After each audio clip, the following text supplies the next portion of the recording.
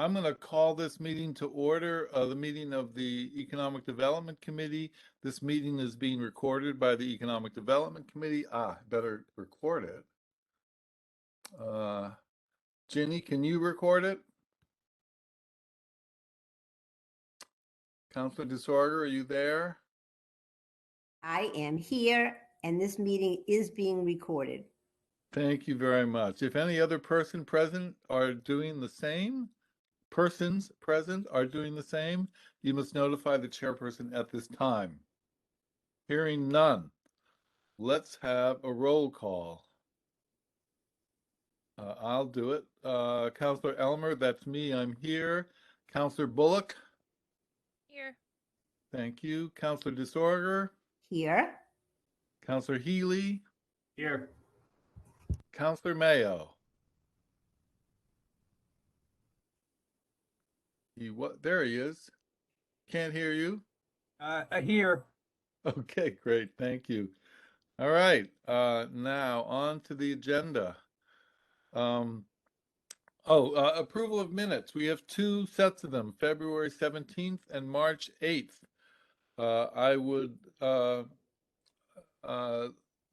Would anybody like to move or make any changes or move that we accept them as is?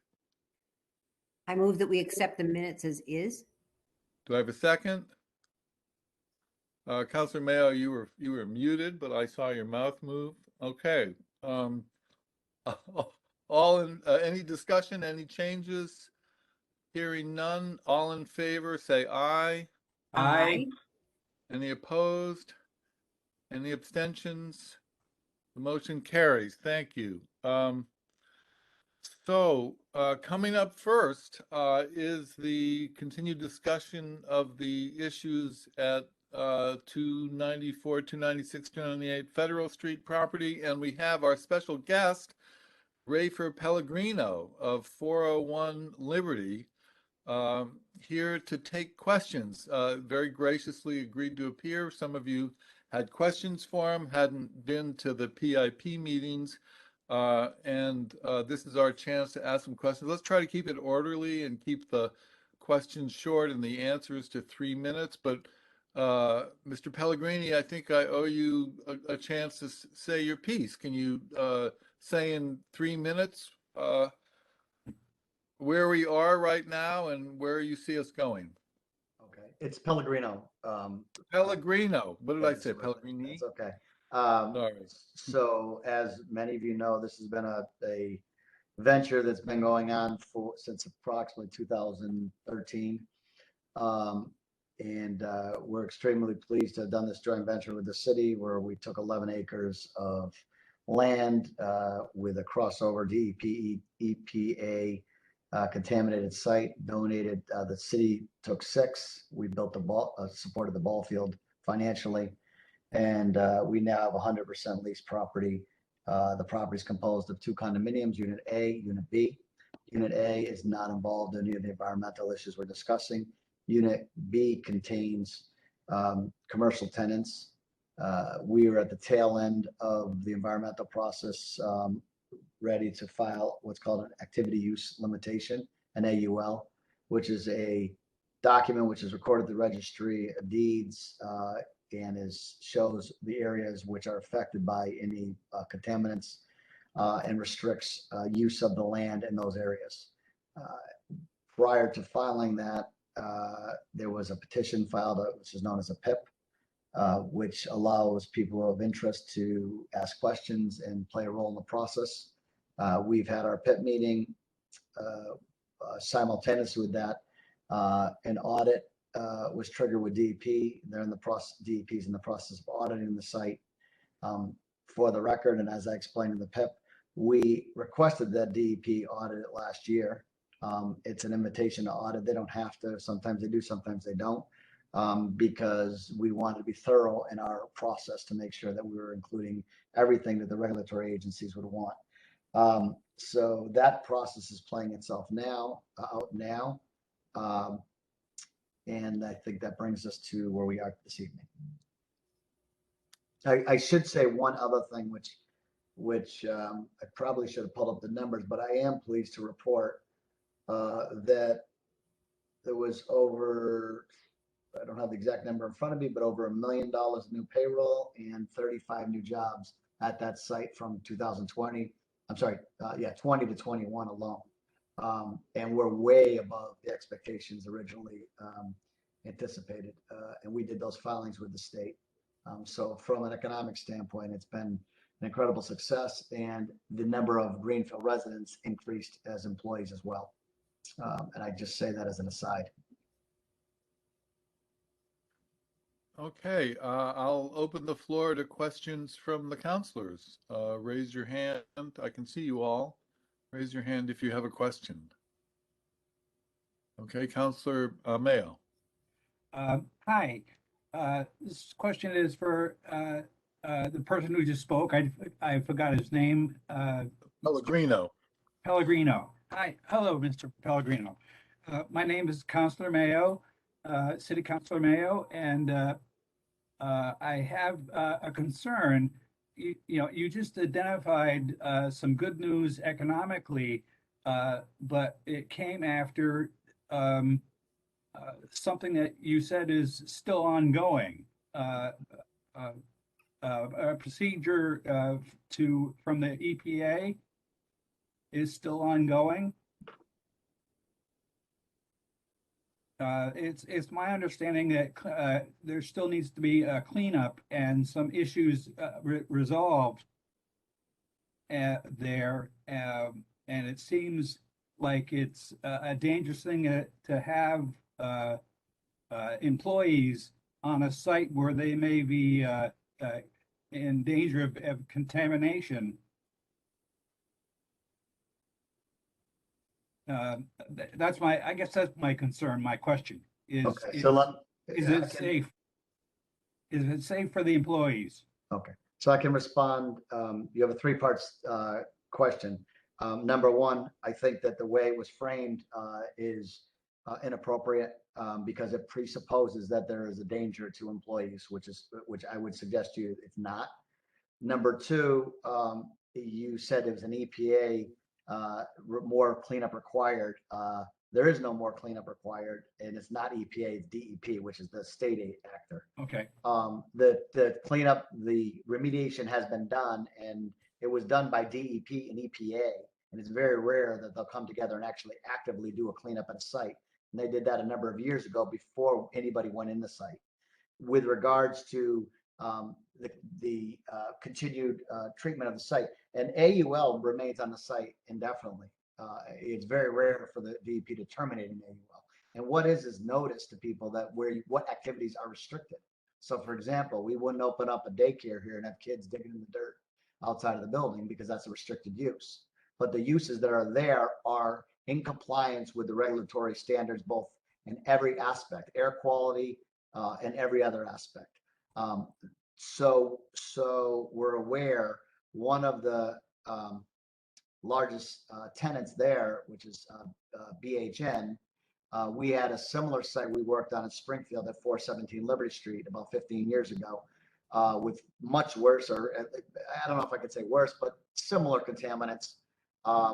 We went through a similar process. They've been actively in that site for well over a decade. And BHN, after having a whole separate group of licensed site professionals, environmental people came in and purchased that site from us a number of years back. Following that site in 2000, my years may be off, so don't hold me to it, 2012, we had a similar site in Springfield at 401 Liberty Street, located along a railroad track, also with TCEs and various contaminants, oils, things of that nature. Again, we rehabbed the site for BHN. After about 5 or 6 years of development, BHN again brought in a group of environmentalists and purchased that site from us, and they continue to operate with their employees there. On the 417 site, there's probably 200 employees. There's never been any incident whatsoever in the last whatever it's been, well over a decade, probably 15 years. I don't recall the exact date, so I can't. Please don't hold me to it, but that long. And the reason why I bring those two up, because the process in Greenfield mirrors that process. So we don't control what happens on the cleanup. We're required by law to hire a licensed site professional. Licensed site professional is licensed under DEP, and they're the ones who are the mandated reporters. So it's almost like your accountant. Your accountant tells you you gotta pay these taxes. You don't want to pay them. You still got to pay them. It doesn't go away. Well, same thing happens here. So we don't tell our licensed site professional what to do. He tells us what we have to do. And the company that O'Reilly, Talbot, and Oken, I would suggest, is a very well recognized company. They're statewide. They've done all the cleanup here. It's been a crossover with DEP and EPA, and we've never once had any suggestion from either regulatory body that there was anything inappropriate or any shortcut taken or anything of that nature. But we all have that added protection. You as counselors, and I'm a former city councilor, so I understand your concerns and I appreciate them. We have the benefit of having a third party regulatory agency come in and investigate the entire site. So at the end, they'll give us an audit, and if we missed something or something we should do differently, then we'll address it at that time. So I think that there's a lot of chatter in the community. Some of it, I think, unfounded and not based upon fact. But what I would suggest and what I've said is let's wait till the audit comes back. We'll address it. We'll deal with the concerns. And if we don't, DEP will make us. I mean, we're going to, and I think we've demonstrated we're a good neighbor with the community. We took on a site that, mind you, we were the only bidder for our RFP because nobody wants to deal with the site at the front end of this because of the amount of risk. We have a lot of experience doing that. We've done it for a long time. We've done a lot of sites. And I think that this is just proving what a successful site you can have on all factors, which is safe for the employees. All tenants and their staff are aware of, the conditions there. They're public. The findings are public. So I think, I probably exceeded the 3 minutes, but that would be my general response. Can I have a follow-up, Mr. Chair? Sure. Just one quick thing. You said air contaminants. Does that include ground contaminants? Mm-hmm. Yes. Well, I'm not sure what context you're saying. Well, I mean, there was ground contaminants, to my understanding, in that area. That's correct. And there are, and that's which, what an AUL is for. An activity use limitation limits the use of the soil in the areas where the contaminants are. For example, oftentimes AULs are filed if you have grade 2 fuel oil leak from a tank at a home and it goes under the foundation. Well, normally they're not going to have you knock the house down, dig the foundation up at a cost of $500,000 because it has very little adverse health impacts. So what they'll do is, and grade 2 fuel oil migrates at a very low level. So they'll file an AUL, which says that you can't go digging around the side of your foundation. You can't plant certain things. You can't excavate without giving DEP notice and hiring a licensed site professional who would come in and oversee it and under a controlled setting, which, by the way, this entire construction process from day one has been under a controlled setting. Do we have another counselor who wants to ask a question? Counselor Healy. You're muted. Yeah. First and foremost, I'd like to start off by thanking you and your firm for taking the time to take a property in the city that needed much work and spending the money to make that a valuable resource to the community and the people in the community. I think there's no doubt here with your intentions of what you did with the property. We all appreciate all the hard work that was put in it. So I just want to open with that. Thank you. So I think the big area of concern is, the people that are residing there for a long duration and being possibly exposed to high levels of VOCs and different items that have been found in previous reports to be above permissible limits for residential areas. This isn't classified as a residential area. However, people are staying there for a long duration of time. And I understand the process. I dealt with a property on the corner of Fisk and Watson Ave in Springfield that was highly contaminated. I also worked with OTO, who was my LSP. I've been down this road, right? We had a remedial action plan We did everything we needed to meet it. We put in the sub slab system. We did our air quality test. We installed the venting later on because the qualities were higher. This was a 3-story building. I think the process has been good, but the concern here is, some of those higher levels, right? So we want to make sure that with this audit, that if we do find an issue with the property, that you're going to do the right thing and you're going to actually fix the problem, right? I do understand you've done what you can with the ground contamination. It follows the AUL, for limited use, which is pretty regular. It's commonplace to do that. You're not going to have people outside rolling in the dirt and eating lunch, right? So we just want to make sure that if something does come back in the audit, that you're going to own it and you're going to fix it. It's that simple. Yeah,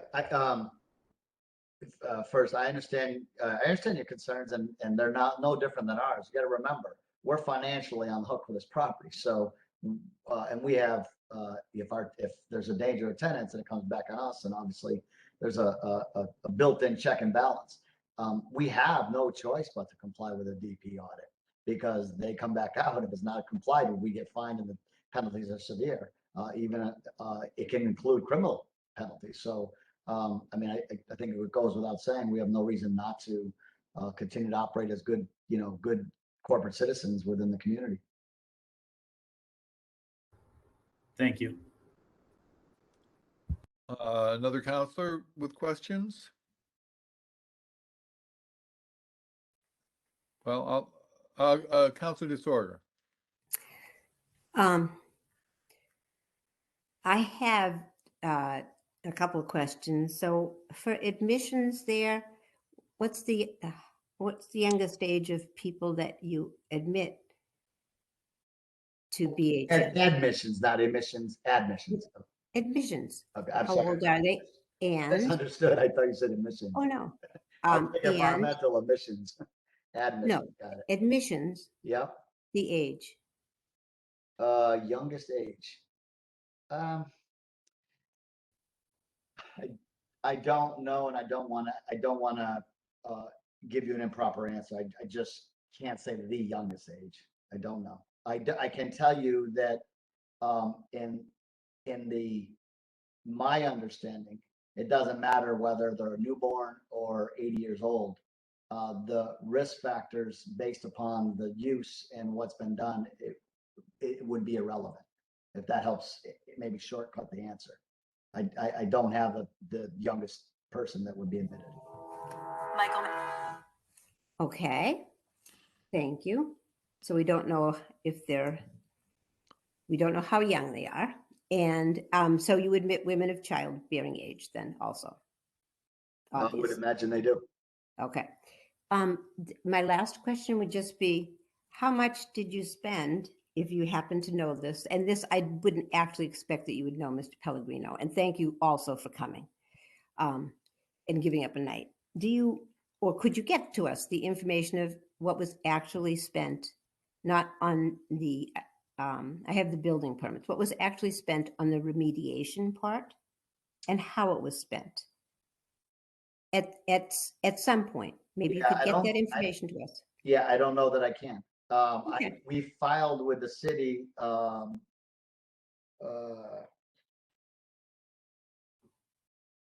audited amounts. I know is well in excess of the requirement under the contract of 300,000. I want to remember, but this is 2 years ago. And the problem we have is when you say how much was spent, I'll give you an example. When we put in the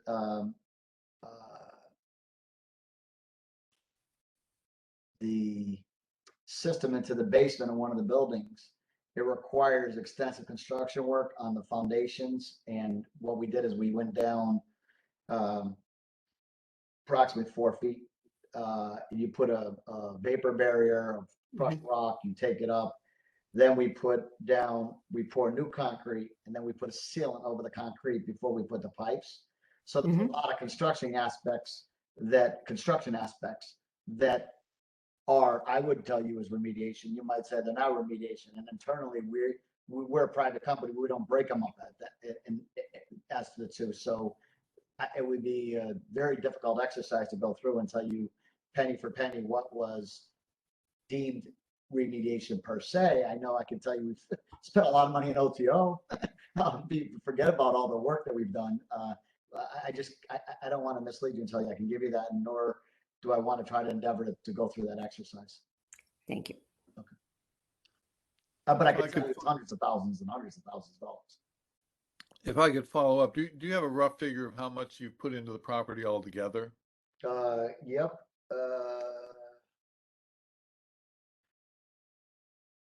Close to 11 million, maybe a little over 11 million, to almost 12 million. I was just trying to, I figured one of you might ask that, but I was looking for a few minutes ago. It's in that vicinity. It was when we filed over a year ago, it was like 10 million, 8, and that didn't include a lot of money. And then we were over 11, and there's categories outside of that. So we're probably well north of that.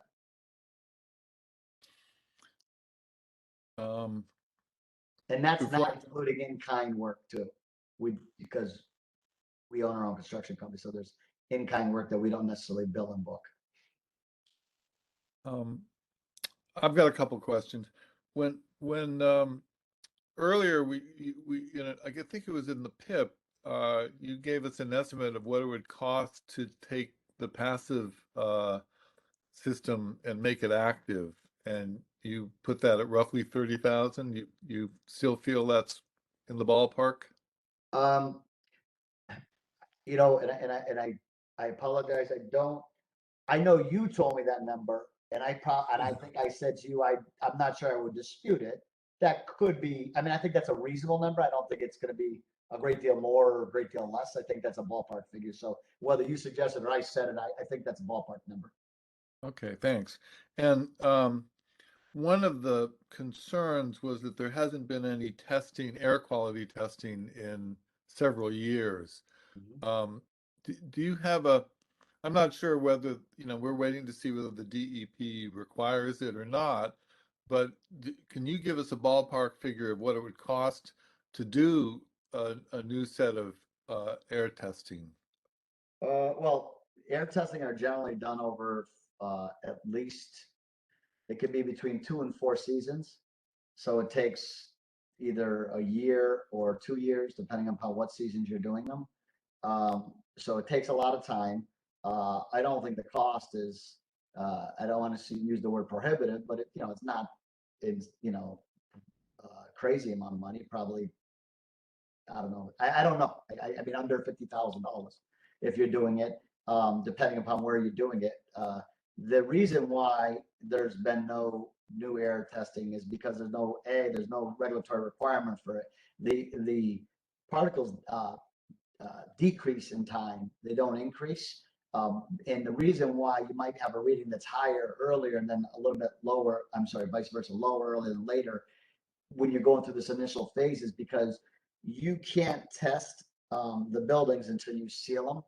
So you do them pre-testing before you construct, but the real testing counts after you seal them, and then they have to regulate. So if I test in the spring, my reading might be different because of the moisture, the concentration of air in the building at that time, as opposed if I do in the dead of the winter when everything, the heat's going, and that's why they require you to go in different seasons.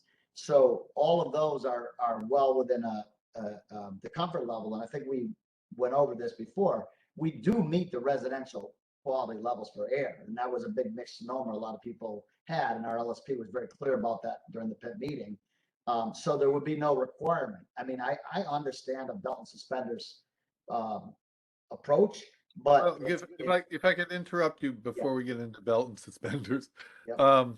The numbers were, I don't have them in front of me, but they're a little bit all over the lot. And I think what the LSP said is that on average, you met the residential level, but there were readings that were above.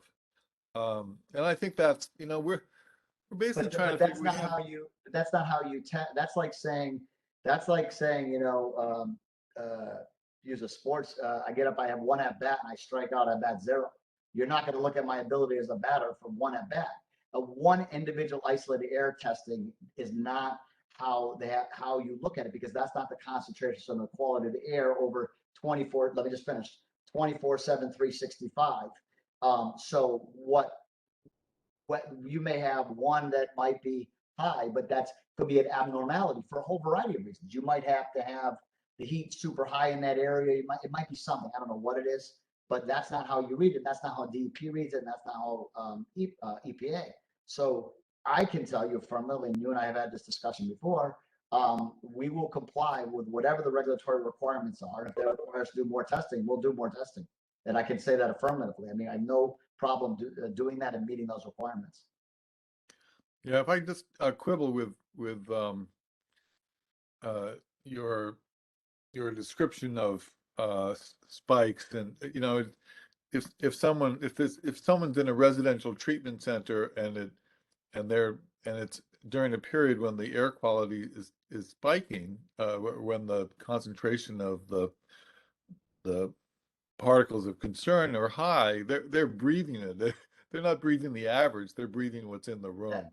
So we're So we can respectfully disagree with that. And if you wanted that level of science, I would be happy to. I mean, that's what the PIP was for, and that's why I paid the LSP to come on the call and answer these questions. I have no problem answering the best I can. I'm not a scientist. I understand this process very well, but my understanding is that's not how it's impacted and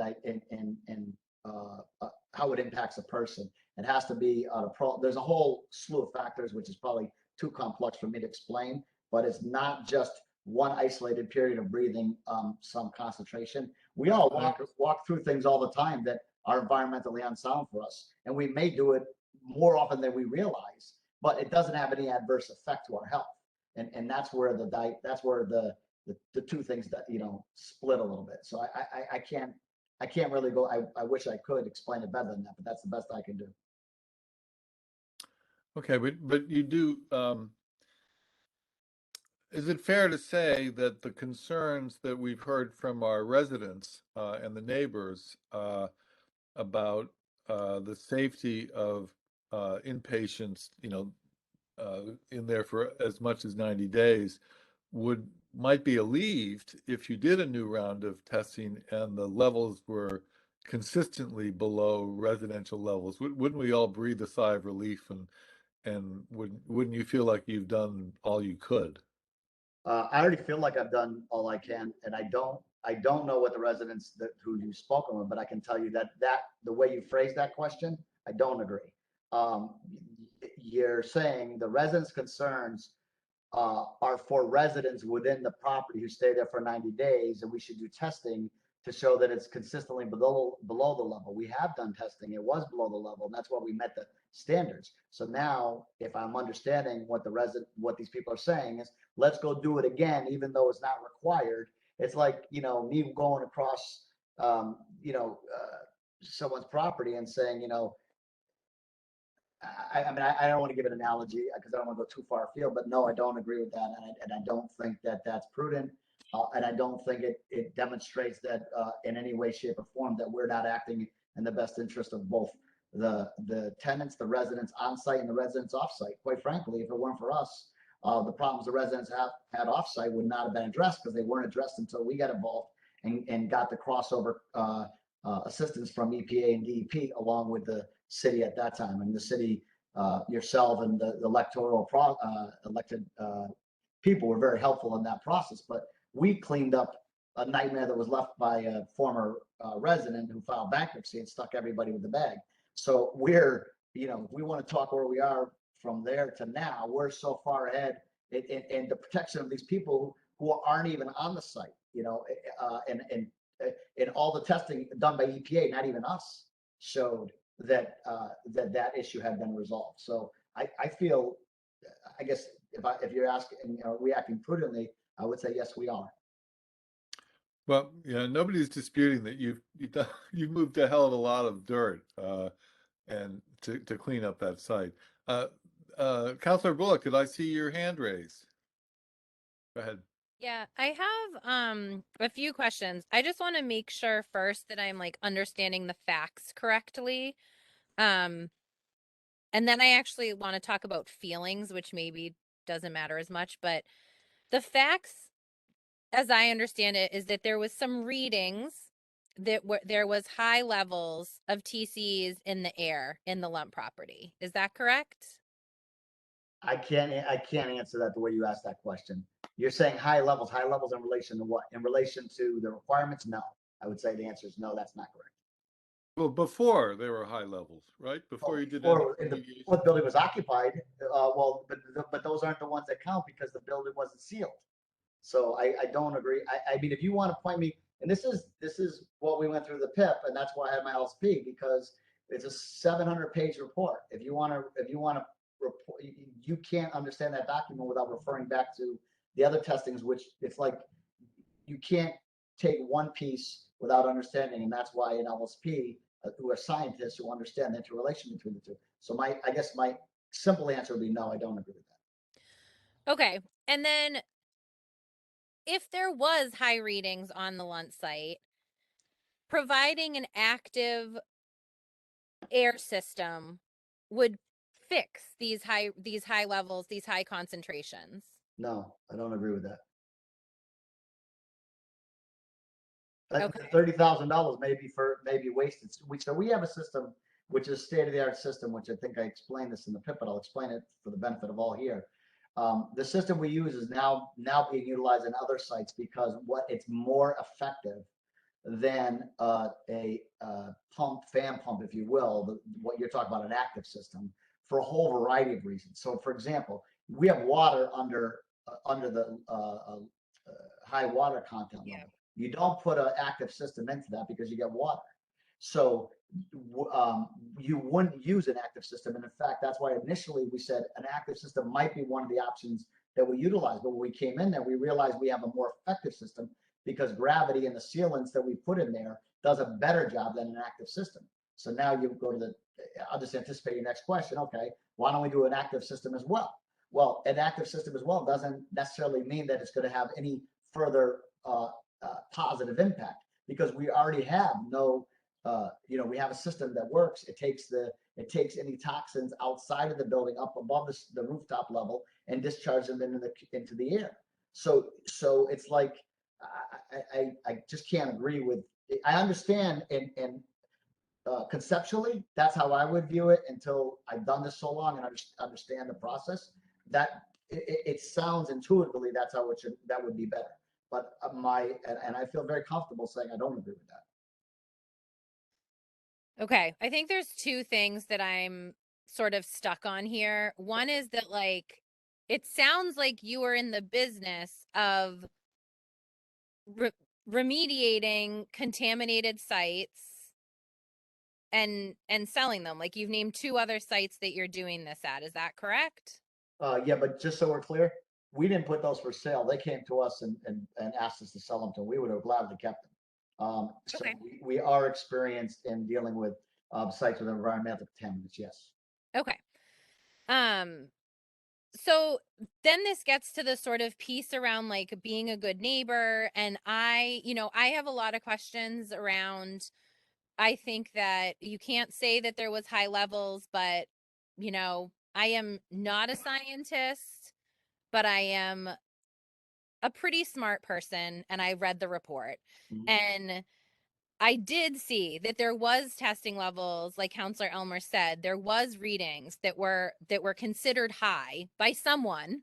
Mhm. And whether that average was not considered high is fine. And I think what I'm hearing from constituents, and what I think is extremely valid, is that there's concern. And I hear, like, we are a relatively rural county that is economically underserved by our state. So bringing us jobs and fixing our infrastructure is 100% appreciated and needed. Also bringing us a detox facility. I work in addiction. We have struggled for years without having a detox facility in Franklin County, and it has made a big difference in our community. I think the part that I really, really struggle with is that what our citizens are asking for compared to like $11 million in fixes it feels relatively small. And as someone who has had family members in detox facilities number of times, I know the nature of addiction means that many people are not gonna spend 90 days in there. Many people are gonna spend months of their lives in there over and over and over again. And adding on top of it this layered risk and fear that they're being contaminated, that workers are going to experience long-term health issues. This facility hasn't been there for very long. So we don't even know, like, is there going to end up being a cluster of illness that happens near this site? And as an elected official who has now heard from my constituents that they are not okay with this process and that there is concerns about this process, in the name of like being a good neighbor, I'm wondering why not either doing the testing or just putting in a system that would address high levels of air contaminants is not just on the table. Like, it just, for one, it seems like it would take a lot of time away from everybody's calendars. Well, I respectfully disagree. We have put the system in that corrected it, and it's corrected, and all the data shows that for a number of years now. So I'm not sure what system you're referring to that would do it beyond what we've done. So I respectfully just disagree. If someone says that, I would scientifically differ with them. I would differ with them from a good neighbor standpoint. But I also can go through the city of Greenfield, and I could probably come up with, without a count, 50 properties with conditions extremely similar or worse, all of which no neighbors are asking for testing. Nobody's asking for anything, yet somehow this becomes the focus when it's in compliance. But I will take it one step further. As I said to the Councilor Healy, I think asked the question earlier, if the audit comes back and suggests we do more testing, or we put an active system in addition to what we have, then that's what we're going to do. So we have the benefit. That's why I understand concerns. I understand people speculate and rumors go about, and people perhaps misunderstanding a very complex document. And I'm not suggesting you, but you sound like a very intelligent woman. You're very articulate in your thoughts. But this is hard stuff, and I struggle, reading the reports for something like this.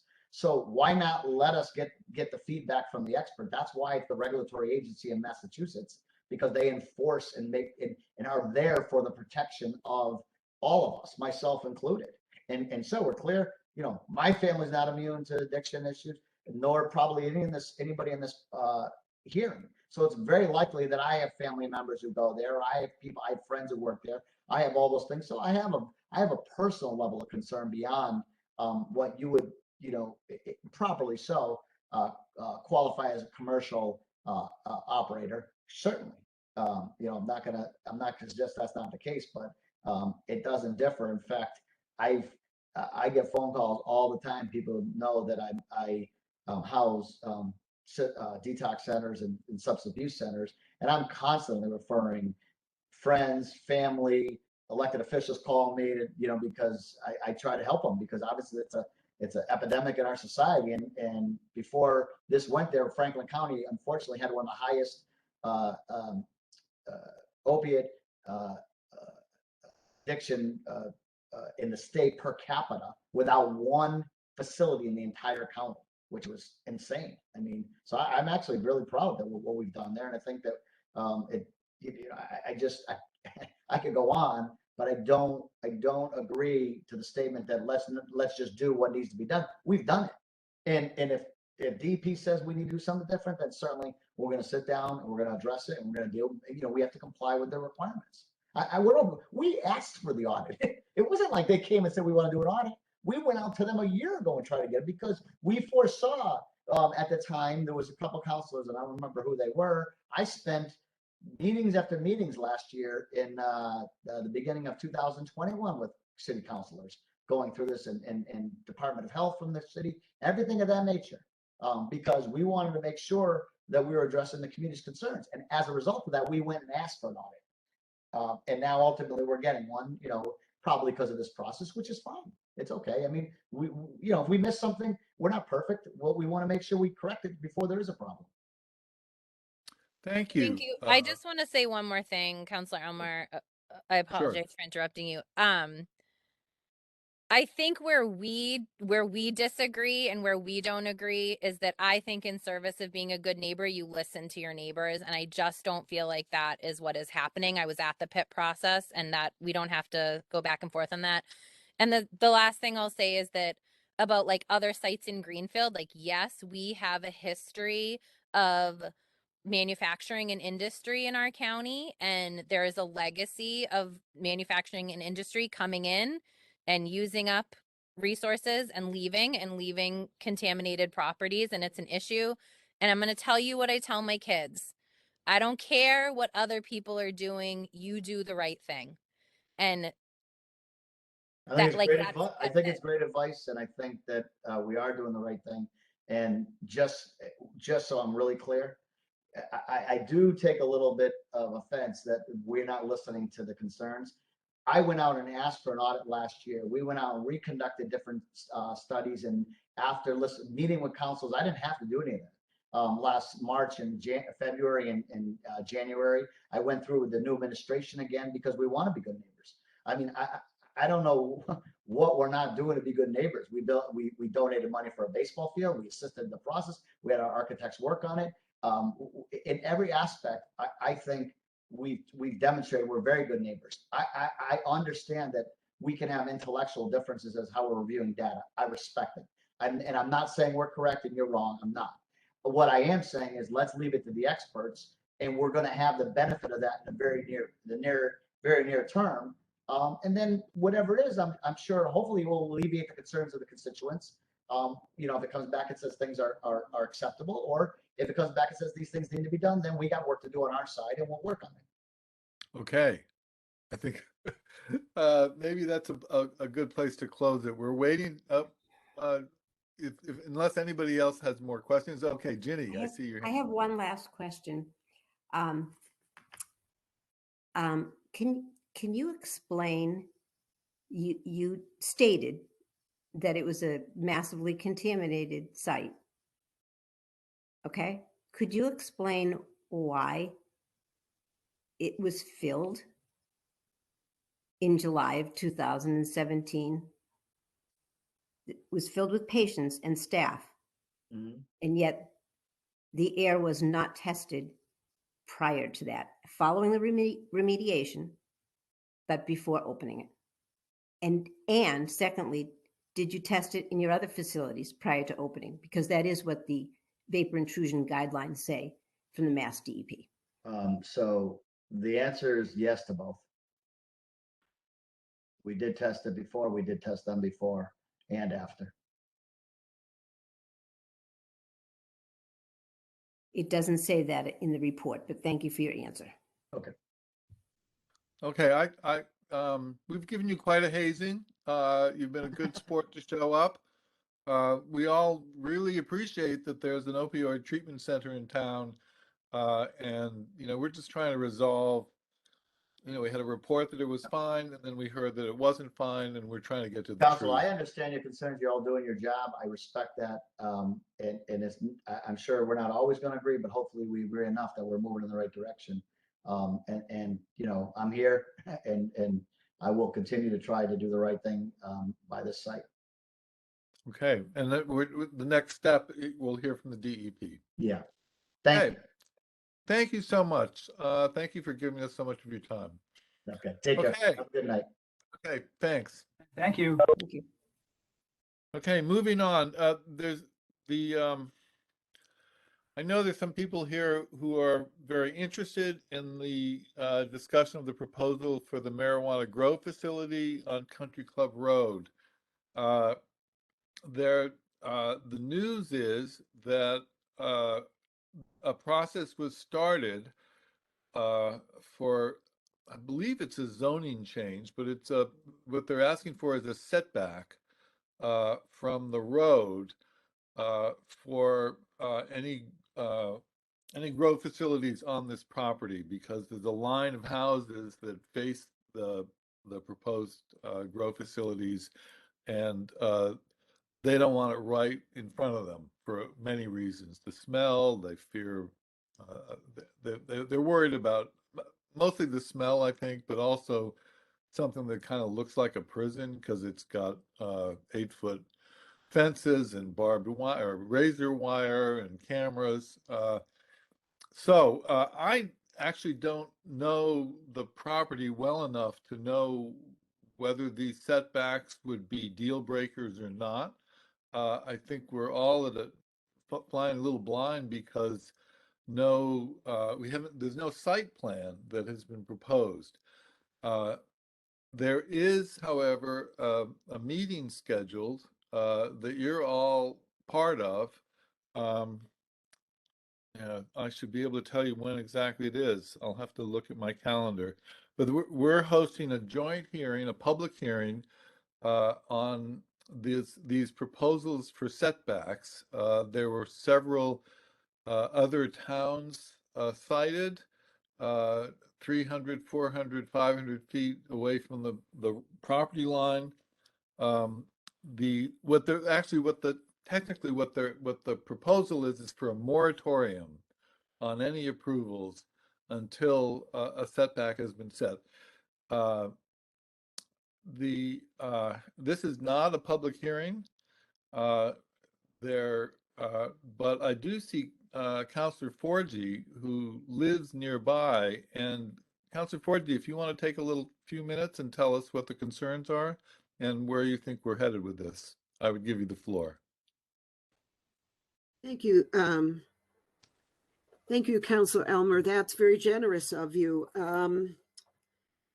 Although I don't have anything prepared to speak for this evening, I can tell you that the issue itself it goes a little bit larger than what has been presented thus far to this group. It goes back into if I could just do a little background piece for a minute.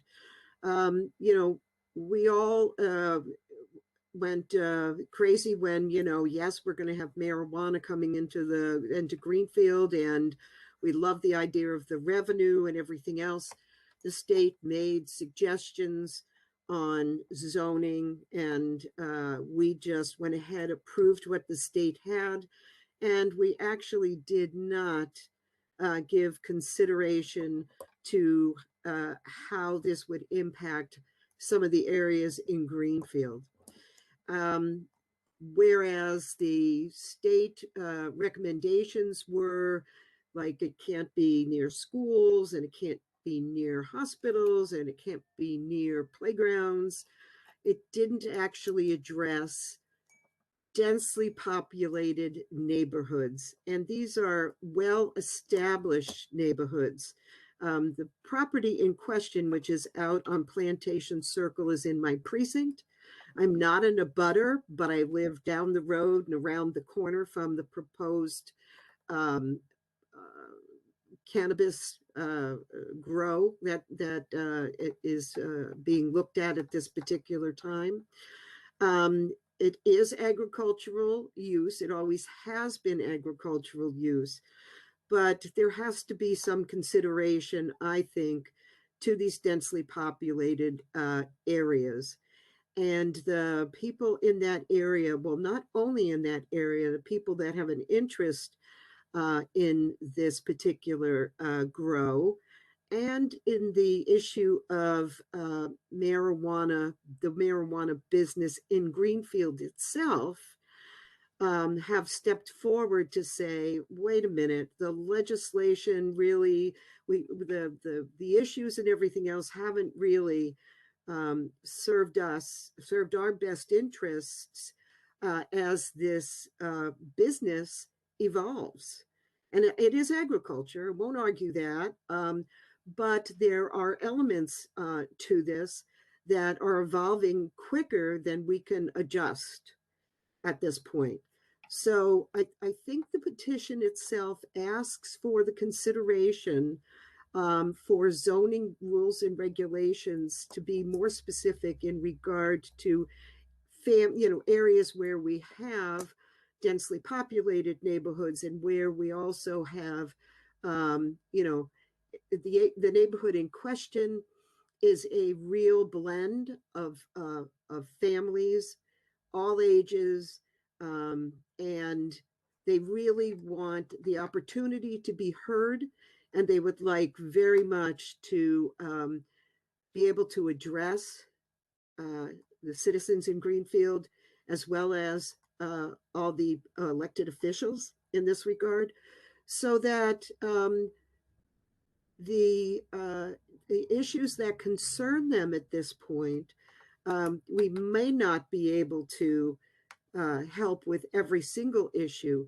but I believe that truly it's valid for them to have this kind of concern, because we did not, as a city, adopt anything to protect this type of neighborhood, and also the size of this potential grow. It's 3 Title 11s, which is the largest thing that that we've accepted as a city at this point. We put one of them in last year over on is it Leiden Road? I'm trying to think. Is that Leiden Road? Yep. We put one over in Leiden Road. We put one Title 11 in on a very large piece of property. This is a proposal for 3 to go in on basically a 10-acre piece of land. There's wetlands involved in this as well.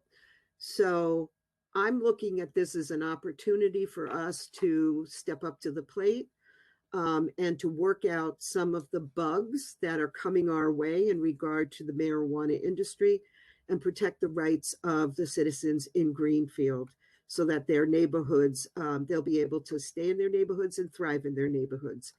Thank you. I really appreciate you allowing me to make a plea on their behalf. Okay, thank you, Councilor Forgy. Did I hear something here? Okay.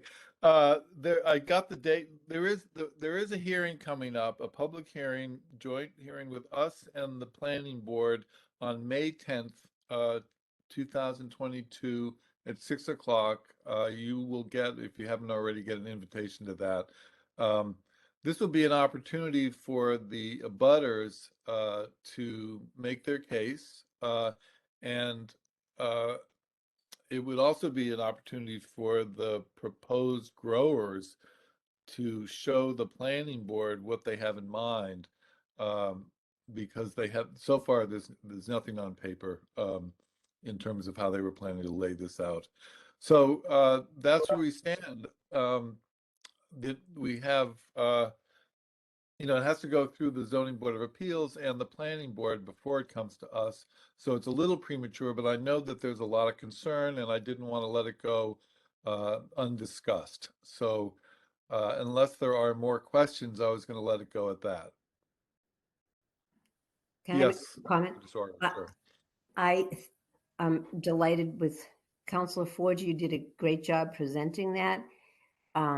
And I do think that we were a little amiss with not putting some other things in the zoning language. And I think that the sooner that we looked at that, whatever it was the decision was of the group, other municipalities put different setbacks in there and some requirements that we did not. So I would suggest that, just to my fellow councilors, that we carefully review the very end of the petition that was submitted and look and see what other municipalities did. The one that you spoke of was very well, or the one that I'm thinking of, I don't think is off of Leiden Road, but it was so far shielded from anyone being there, and it was just one tier 11. But I do think that something needs to be put into our zoning to protect the citizens, because many times with zoning, there are unintended consequences. And if you read what happened in the city of Pittsfield, you would see that. So thank you for presenting so eloquently Thank you. and for all the time you've spent on that. That's all. Anybody else? Okay, let's move through the rest of this.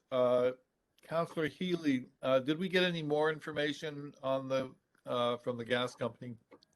If not, we can just move I right still on. have not. However, I did do my due diligence and speak with Marla Warner about renewable natural gas. And the results of that were not what I was hoping, right? So the wastewater plant doesn't have an anaerobic digester, so it doesn't produce methane. So basically they press their waste there. So that was no help. And the landfill limits, the methane production at the landfill is so minimum because they did such a good job there that we couldn't even reclaim that methane. So on our end, there's really nothing we could do. In reading through some of the and listening to some of the information from Berkshire Gas, I think the problem lies with, we never built a pipeline, right? And there's no gas supply, and the only way to get it here is to build a pipeline, which I don't think is worth it, right? Because I think it outweighs the benefits of extra gas.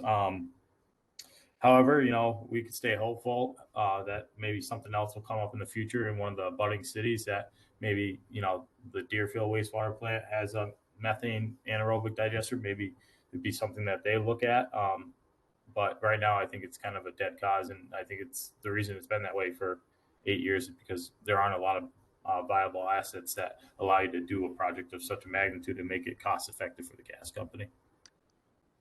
All right, thank you. I think I'll take this off the agenda Sure. unless there's something comes up. Okay, finally, parking and bike lane on Main Street. I guess I wanted to report, I see MJ is here, MJ Adams, who's deeply involved in this project.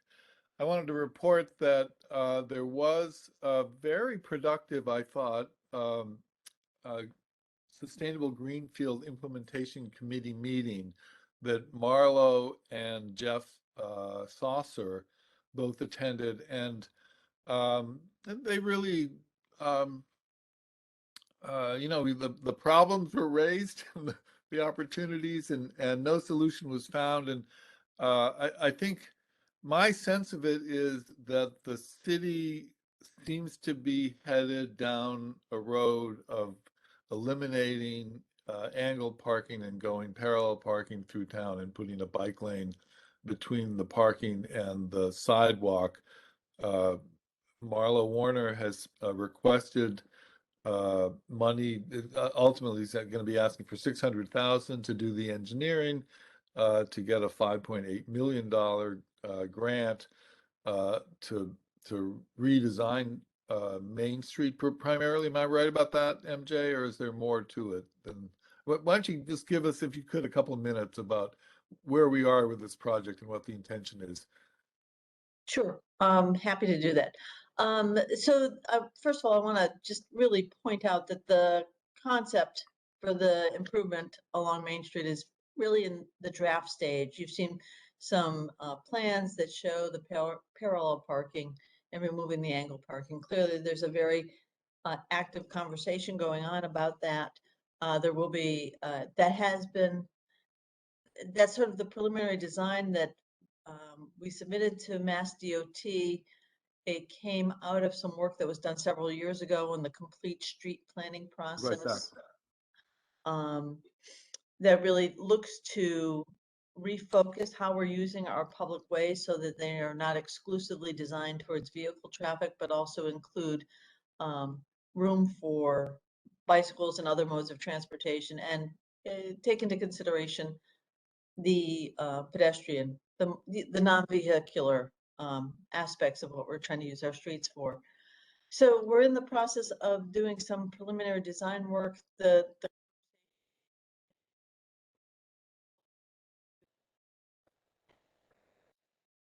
Can't hear. Sorry. The process of transfer from diagonal parking Can't figure out. is still in conversation. We've been business community about the impact that that transition might cause on the number of parking spaces. I think something happened to the volume, MJ. I'm wondering maybe if you, I don't know if you have headphones in or something blocking your speaker.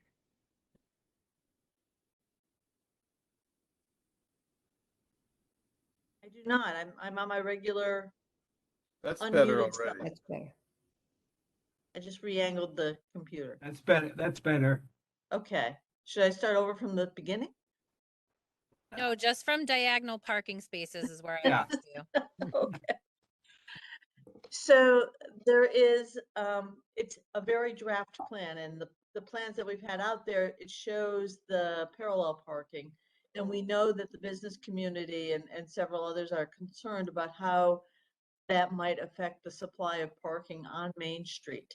It is a very draft plan that you are seeing, and there will be public hearings to have conversations about that transition and what the impact of it is. One of the things we know and what we're planning to do is the city is getting ready to submit a grant application to get a parking management study done so that we have a better understanding of how parking is available and the utilization of the existing parking. What I'll share with you also is as we've emerged, well, as we went into COVID and now as we're emerging from COVID, there's been a relaxation in how we've been enforcing the current parking limitations. For example, on Main Street where there's, you're only supposed to park at the meters for 2 hours. So I frequently get reports of people meter feeding and staying there a longer period than the 2 hours that they're allowed. So we're actually going to start enforcing the limitations on how many hours people can park at meters on Main Street, and in a hope to get a truer representation, a truer sense of how parking is being used. But the game plan is to do a parking management study to take a look at what parking spaces are there, what's the utilization, and what's the best way to manage those spaces, because we clearly hear the importance of those parking spaces on Main Street for the convenience for people who are using, who need parking to be able to access the stores and services on Main Street in a regular basis. Thank you, MJ. The we had discussed maybe having Jeff Saucer and Marlo here at this meeting to delve into this more, but the city council president has suggested that they come and speak to the whole city council. So that may be that may make more sense, that more people hear from them. Well, And, yeah, go ahead, MJ. no, I would just encourage folks, there's a lot of moving parts on Main Street right now between the parking, the library construction, the temporary fire station, using the Hope Street lot, how and where public space is used on Main Street. And that's what part of that is, we're looking at the downtown revitalization plan, and we've started meeting on that. There'll be some public meetings over the next 6 months in terms of all the different things that are at play that are influencing how our Main Street is being used and how to plan for the future. So, I clearly hear people wanting to be able to have input in a time frame that they can influence what's going to happen with Main Street. But I want to assure people that there will be several opportunities to do that over the next 6 months or so. And that's even before we step into the more specific design process with the Main Street Improvement Program. Okay, thank you, MJ. Any questions for MJ while she's here? Otherwise, I'm inclined to wrap this up and have dinner. I have to say, well, first, is there any new business? I have one question Yes. I have one Okay. question for MJ. This on the disability, the parking, the ADA spaces, because this is a concern of ours, about parallel parking. and ADA. And I believe that we're putting one in on in the new Pocket Park, an ADA space. Well, And there's an existing one that we're replicating the existing one. replicating. And then there's also going to be another one added to Main Street in front of the blue building on the corner of Miles and Main. So before the design actually, before the design is finished, what you're going to have meetings with people and reach a consensus of, because I'm already getting emails from people, as I'm sure you are too, and so it's a difficult issue. I can see all sides of that. As you well know, I was at Complete Streets meeting from the get-go, and now I'm a city councilor, and which is a something. Well, I won't go there. And now I can understand the concerns that of getting letters from business owners who are worried about the decrease in that. I do know that we have we certainly have a rapidly growing senior population, and 15.5% of the people have some type of a disability. And I guess it's how much really involved in the process before that's finally done, before it comes to fruition. I feel like before we do this, it should be a citywide vote, because I think it's going to be a hot button issue. Are you getting that sense also, that it's going to be a hot button issue? Well, I think it's already a point where a lot of people are talking about it. Clearly, the business community, well, let's back up a little. So the Complete Streets piece was done in 2015. Actually, Eric met with the Greenfield Business Association this morning and talked through the process a little.